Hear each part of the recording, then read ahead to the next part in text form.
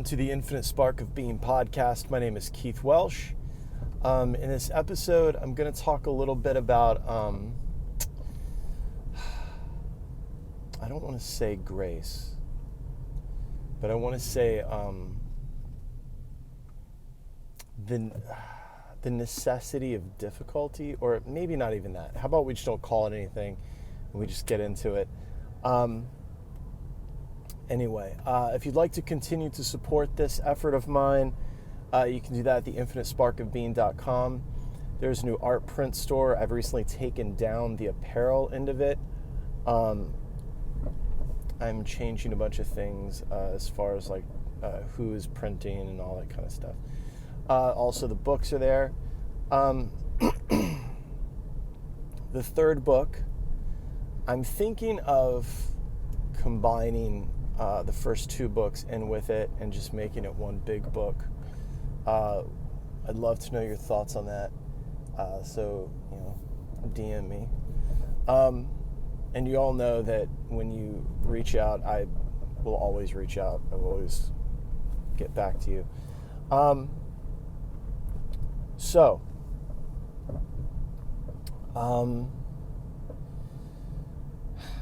do we get into it? So, what I've noticed, right? This is something that came to me. That sounds like I just channeled something. I realized something, and it might sound like, well, no shit, but it was when I was reading the Mahabharata, right? And it's probably even more. Pardon me, there's a cop coming by here. It's going to be a little loud, maybe.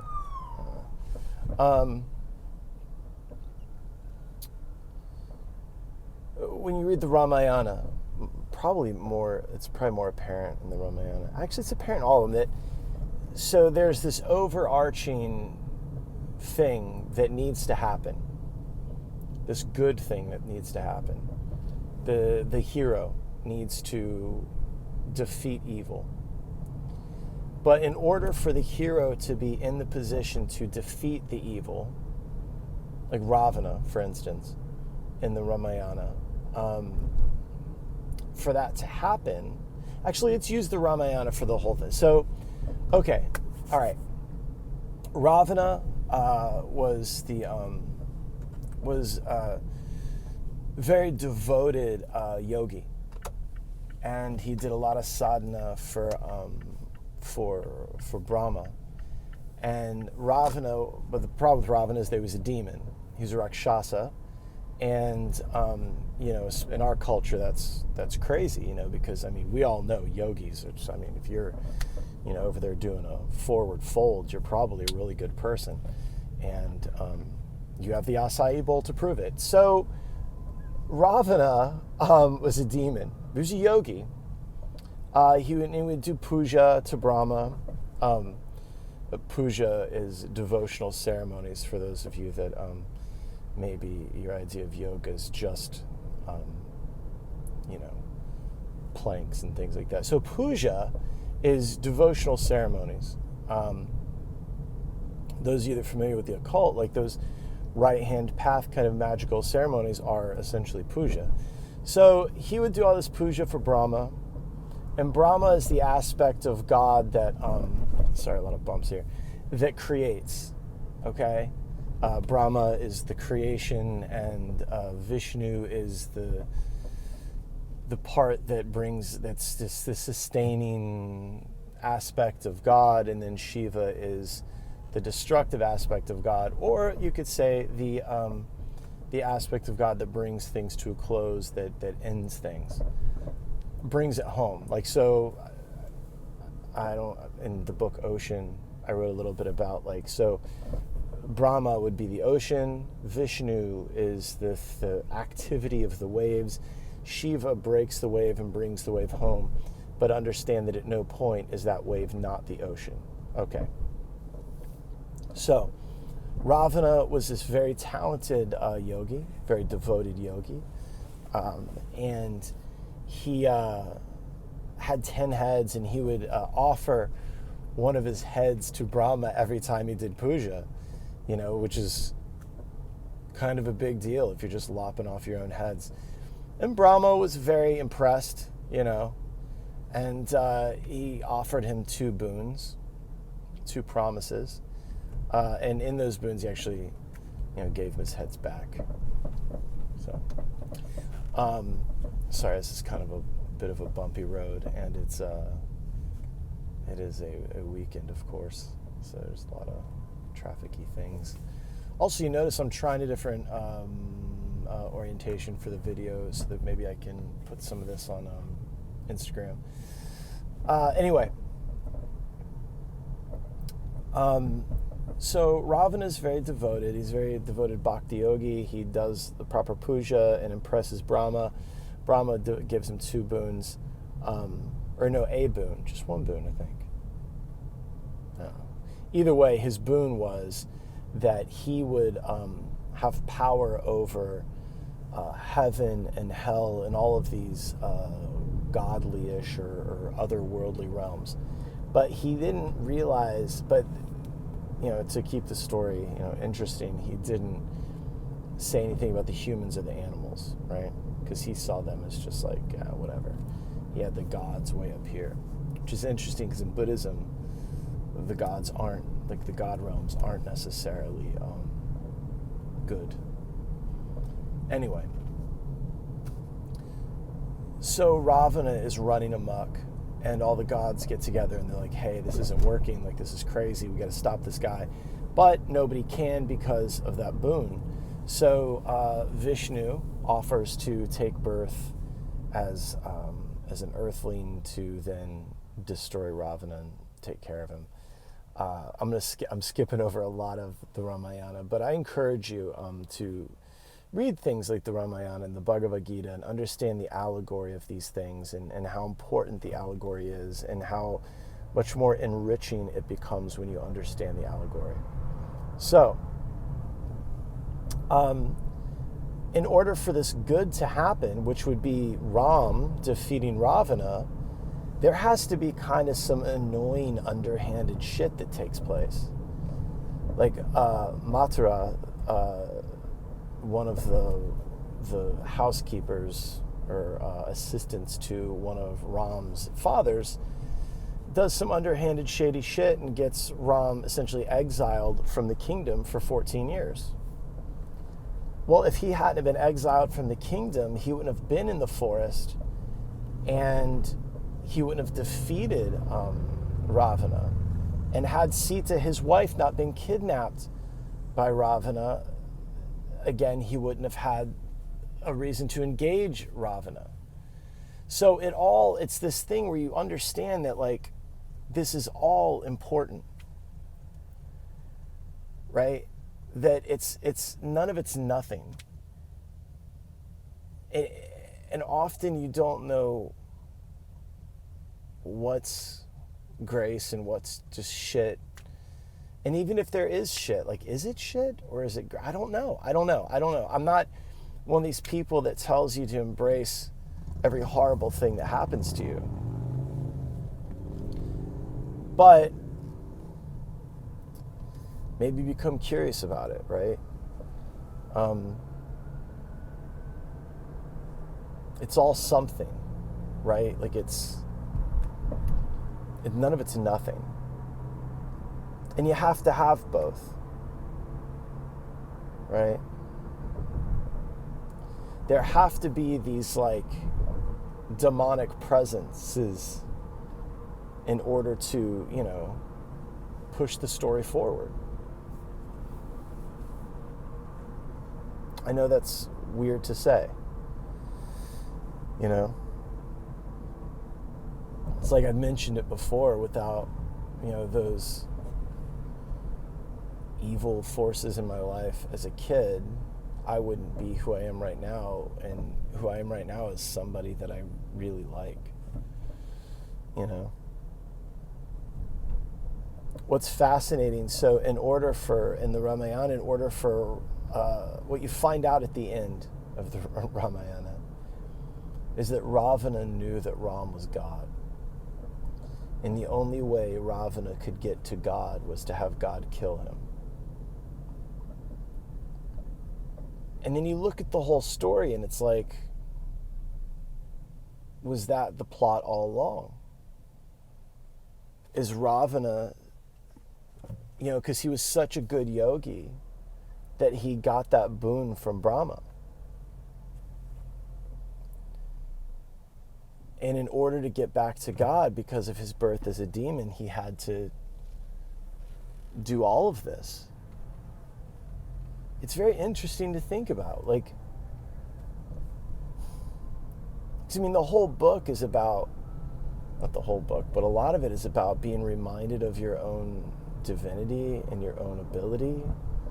Like Hanuman goes through that in the Ramayana, and Ram, obviously. And then you realize at the end of it, the whole fucking thing was about Ravana. The whole Ramayana is Ravana going home. And there's this long side quest that involves all these animals and Jambavan, the Bear King, and Hanuman, and Ram, and Sita, and Lakshmana, and all these. And then at the end of the day, it was just about Ravana going home. Right? The big bad demon, the evil person, was really just doing yoga the whole time. If yoga means to come into union with God, to come into union with the divine, with truth, with a capital T, whatever it is, then this whole thing that Ravana's doing is just yoga. It's just, to us it looks like battle and it looks like kidnapping and all this stuff, but at the end of the day it was just yoga.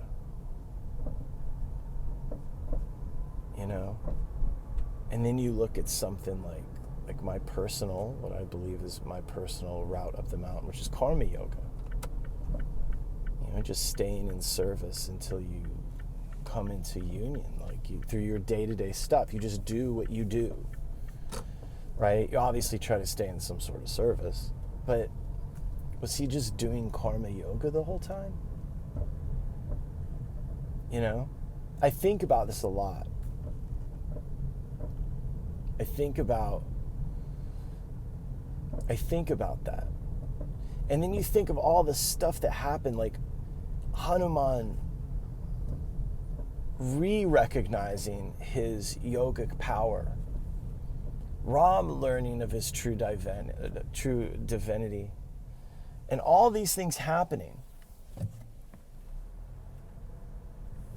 And it all happened because Ravana was acting like an asshole. And the whole time Ravana, and we thought that, it's like in spite of Ravana, in spite of Ravana. Maybe it was because of Ravana. I think about that with politics, right? People throw around the word apocalypse all the time. And apocalypse just means I'm sorry, this is a real free-flowing kind of stream of consciousness episode. I apologize. But look at politics. People use the word apocalyptic and apocalypse and things, and all that really means is the parting of the veil. This guy's not even looking where he's going. Sorry. I'm sorry, I'm on a bumpy road, so this is probably very irritating, the noise. Or what it looks like, I don't know. I don't care. I do care, but I can't care. So, see, it's almost over. I apologize. So, apocalypse means parting of the veil. And all anybody wants, all you spiritual seekers out there, all you want to do is part the veil, but you want to part it on your terms.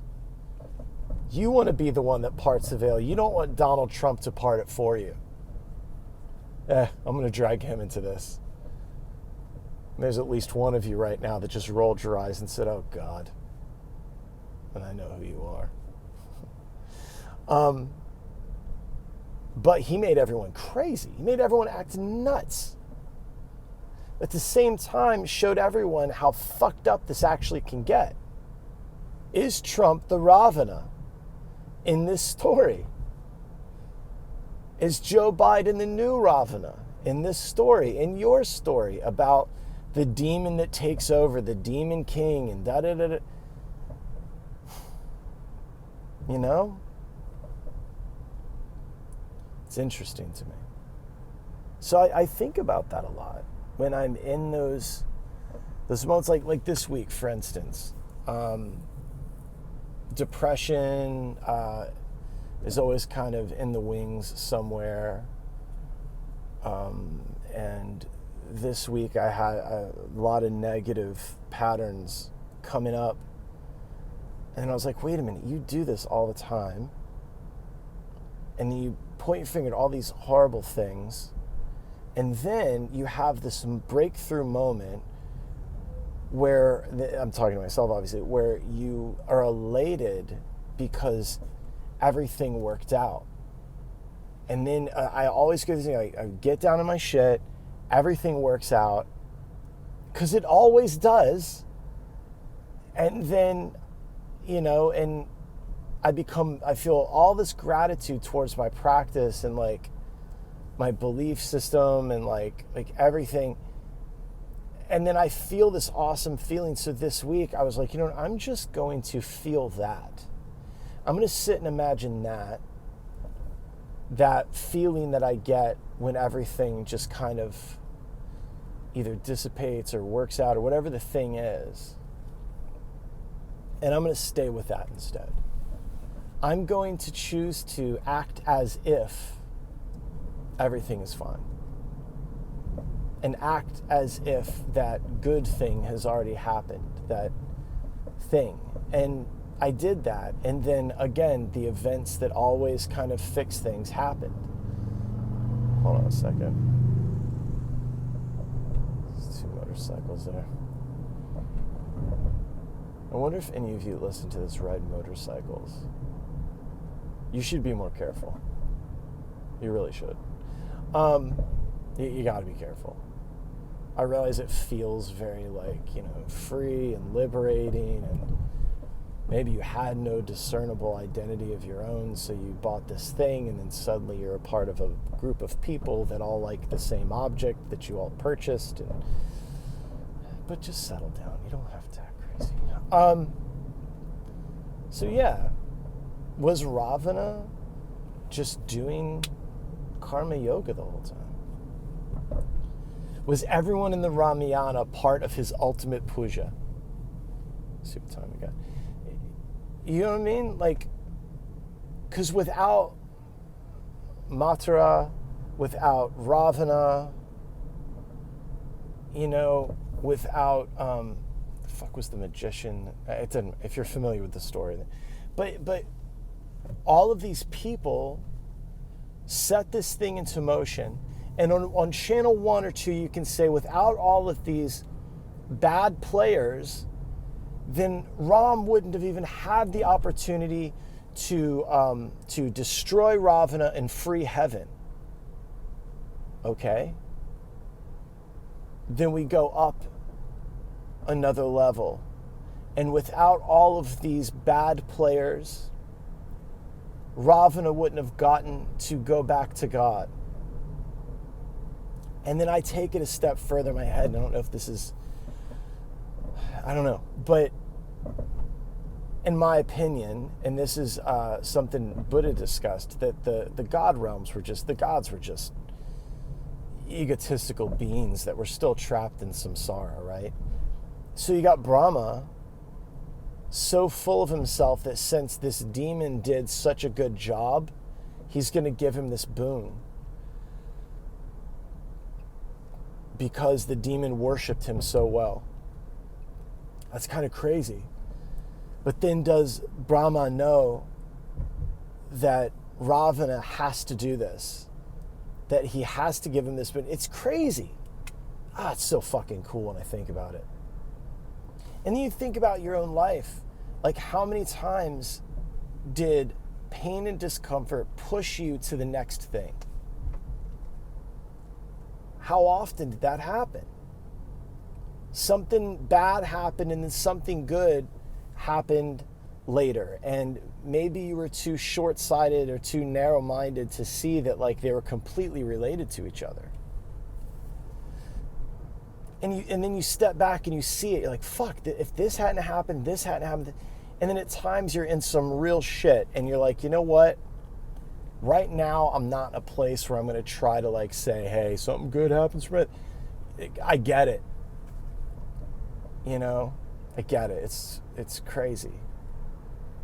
But what I've found is in those moments where I'm like, look, I'm not at a place right now where I can think about how awesome or the potential that this has to lead me to something really beautiful. I'm not there right now. And I know that thought, but then I think to myself, so I'm just going to be very, very, very present to all of the difficulty and pain that are happening right now. This is just what I'm going to do. I'm going to sit here and I'm going to be in pain. And I'm going to be present to the difficulty of the situation. And every time I notice the difficulty coming up, I bring my attention to the sensation of air going in and out of my nose, because part of the reason the difficulty is there is because my mind is thinking about it all the time. And then when I come to my breath is actually happening in that moment, and that is real. And so I'm going to keep coming down into the present reality. I don't know. It's interesting though, right? I love the Ramayana, so I love thinking about that. You know, and you look at the Bhagavad Gita, it's the same thing. Like, had Dhritarashtra not had such a shitbag of a kid, and all these other, and his fucking brothers weren't such a bunch of assholes, right? If Pandu hadn't died, if Pandu, it's crazy. Like, if Pandu, you know what, a lot of you do yoga and you're listening to this and you're not familiar with these characters, and some of you might be yoga teachers. I'm just going to leave that there. So Pandu was this very pious king that through some underhanded shit got exiled with his 2 wives, and then he did something really stupid which got him cursed, and the curse was you're going to die if you indulge in sexual intercourse, if you get turned on. And then one day he just let it slip. He's like, fuck it, dude, I gotta fuck, right? And he ended up being with one of his wives, which then caused him to die. Had that not happened, had he not fucked up, had the curse before he had kids, and then had his wife use these secret mantras to then procreate with these different gods so that he could have Bhima and Arjuna and Duryodhana, or who are all the fucking 5 brothers, the Pandavas rather, like, then the Bhagavad Gita doesn't even happen. Arjuna isn't even on the battlefield without all that stuff, and then we don't have the Gita, and it's crazy. It's kind of crazy, man. That in itself is like the lesson, right? That the absolute shit can hit the fan and it lands on the floor in a very beautiful way. A lot of shit references today. I don't know. I'm a fucking walking toilet joke. I don't have to tell you. Just something to think about, man. I can remember the death of my dad, the death of my mom, and knowing that I was gaining some wisdom from this, and just knowing that I need to be present for all of the difficulty of this for later. And what that did was made me pretty good at helping people with grief and loss.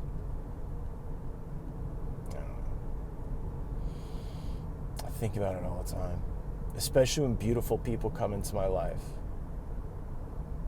One in particular. And the amount of like shit that had to go down for us to even cross paths. And this is that thing where it's like, look, I know that I'm not who I am right now without all of the trauma. But I'm very grateful for who I am and how I am and what I am right now. And I also recognize that that doesn't come without some really horrible stuff. Doesn't mean I'm glad the horrible stuff happened. It doesn't mean that I would recommend it to anybody, put your kids through it or my kids through it. But I'm very grateful right now. And those two things are complete opposite, and they both have to exist in my mind simultaneously. Okay, I'm going to stop here. Okay. Go to theinfinitesparkofbeans.com, Patreon, Venmo, however you want to support this. It's greatly appreciated, believe me. I've taken the clothing store, the apparel stuff is down. I'm repopulating, redoing it, new store, all of it, using a different dropship person. Printful just, not working out for me. Store Envy not working out for me. So just kind of switching it up. All those prints are done through Society 6. The books are up there. Third book on its way. I know I say that every week. I'm going to have a new t-shirt shop up soon. But yeah, I love you. And we've done this for so long. I've been your Ravana. You've been my Ravana. I've been your Sita. You've been my Sita. I've been your Ram. You've been my Ram. And right now it just looks like this. So I love you. Reach out. Questions, comments, fuck yous, whatever. DM me. I love it. And goodbye.